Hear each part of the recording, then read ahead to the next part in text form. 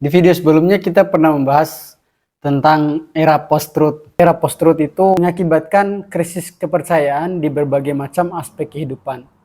Entah itu aspek politik, agama, pendidikan, dan lain sebagainya. Itu kita sudah sampai pada titik yang cukup mengerikan sebenarnya. Kita berada di posisi di mana kita lebih mengedepankan emosi ketimbang fakta yang objektif. Dan hal ini juga diperparah oleh kondisi kita saat ini yang makin terpolarisasi dengan berbagai macam kepentingan, sehingga kita sulit menemukan ruang untuk berdialog.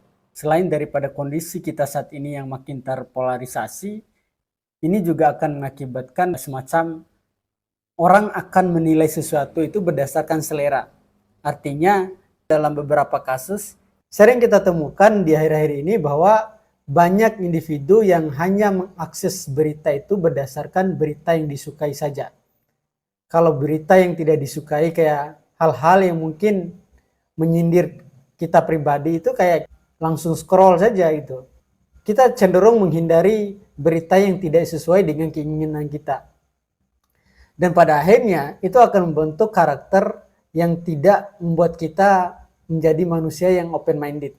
Jadi jangan heran kenapa di era sekarang ataupun di era post-truth seperti yang saya katakan bahwa sulit menemukan individu yang suka bersosial, masuk dalam ruang lingkup yang berhubungan dengan gotong royong dan lain sebagainya.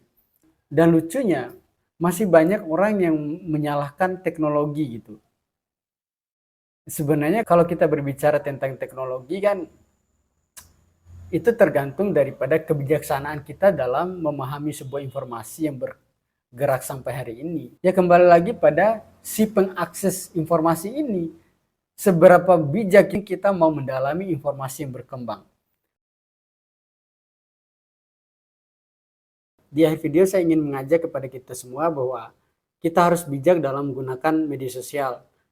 Ini adalah upaya untuk menciptakan suasana yang ada nilai literalnya untuk generasi yang baru saja lahir hari ini, yaitu generasi yang lahir di tanggal 1 2025 sampai dengan 2030 ke atas.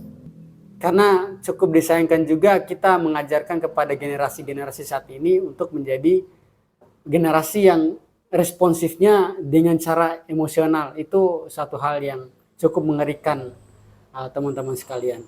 Mungkin itu saja yang ingin saya sampaikan. Mari berdiskusi.